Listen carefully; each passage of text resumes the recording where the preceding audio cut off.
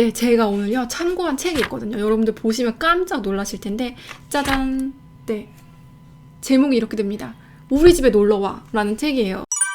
이것만 알면 우리 이제 연애는 이제 여기서 끝인 거예요. 그쵸? 이게 뭐냐면 일단은 우리 집에 놀러와 라고 내가 초대한다 라는 게 이제 첫 번째 포인트예요. 내가 그 남자의 마음의 문을 막 이렇게 두들려서 그 집에 놀러 가려는 그런 액션을 취하는 게 있고, 우리 집에 놀러 오라고 부르는 어떤 그런 초청이 있는 거죠. 이 두 가지는 엄연히 다른 거예요.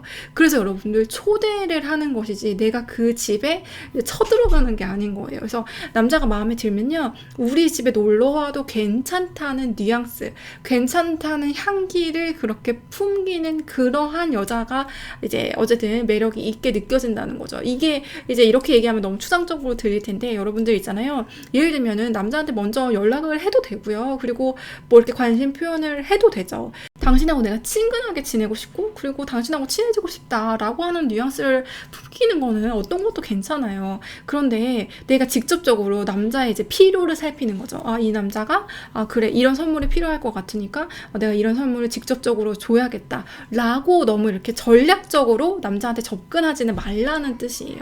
그래서 우리 집에 놀러 올래? 라는 초청장을 내미는 것처럼 그렇게 이제 가져가셔야 되는 거죠. 여러분들, 제가 이제 유튜브를 하는데 이제 썸네일을 만들 때도 제가 너무 막 지나치게 이렇게 막 여러분들을 막 끌어모으기 위한 썸네일을 만들면 살짝 약간 반감이 들잖아요. 물론 제가 어그로를 끌어야 되기도 하고, 그렇지 않으면 채널 유지가 불가능해서 어느 정도 약간 그렇게 하는 경향도 약간 있어요. 그런데 너무 대놓고 하는 그런 썸네일이 있고, 은근하게 이렇게 매력을 품기는 그런 썸네일이 있거든요. 그런데요, 여러분들, 이 자매는요, 은근하게 매력을 풍기는, 그래서 우리 집에 놀러 오는 것이 굉장히 매력적일 걸 라고 그렇게 알려주는 형태가 훨씬 더 이제 먹힌다는 거예요. 그래서 여러분들 그 형제를 만났을 때 이렇게 환영 인사를 이렇게 잘 해준다던가, 그쵸? 우리 집에 놀러 와도 나는 반겨줄 거야. 너가 나한테 더 다가와도 나는 너에 대해서 굉장히 호감으로 생각하고 있어. 라는 그런 어떤 뭐 표정이나 어떤 말이나 이제 그런 행동을 해주시면 되겠죠?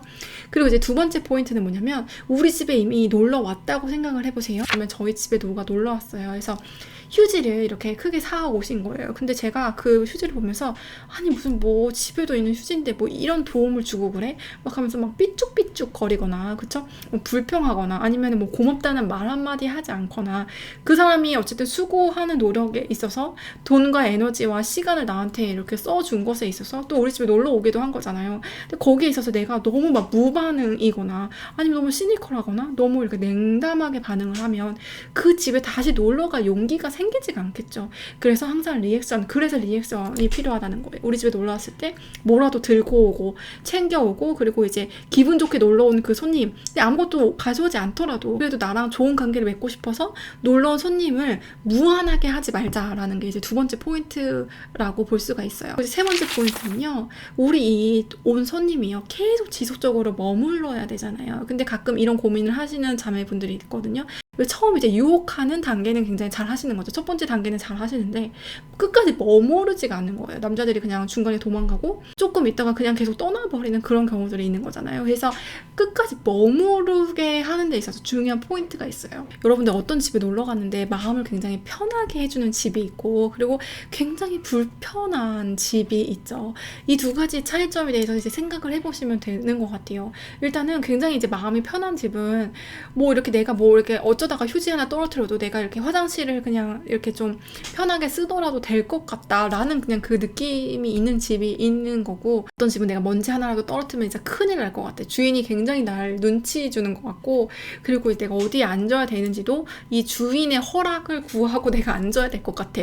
막 이런 것들, 화장실을 쓰더라도 내가 막 휴지 막 이렇게 돌돌 말아있는 거 이제 정갈하게 놔야 될 것 같아. 그 예를 들자면 이런 거예요. 그러니까 이런 식의 느낌을 받는다면 그 집에 오래 머무르기가 힘든 거예요. 그래서 오래 머무르게 하는 그런 관계의 기술은 일단은요, 남자의 마음을 좀 편안하게 해주는 그런 여자, 이게 사실은 최고인 것 같아요. 그래서 너무 이 첫 번째 스킬을 마지막까지 쓰시는 분들이 있어요. 예를 들면 내가 이제 그 매력을 발산한 거를 두 번째, 세 번째 조금 관계가 깊어졌는데도 계속 그것만 하고 있으면 남자분들이 오히려 그냥 뭐 얘는 예쁘기만 하구나 이렇게 생각을 할 수 있다는 거예요. 그게 아니라 오랫동안 그 집에 머무르고 싶은 그런 집, 편한 편안하고 따뜻하고 그리고 좀 이렇게 안정감이 느껴지고 그죠? 그리고 내가 좀 실수해도 받아줄 것 같고 그리고 내가 그냥 자유롭게 이 집에서 그냥 뛰어놀 수 있겠구나 라는 생각이 드는 그런 집에 오래 머물고 싶은 것처럼 자매한테 그런 느낌이 들었을 때 남자가 이제 오랫동안 사귀고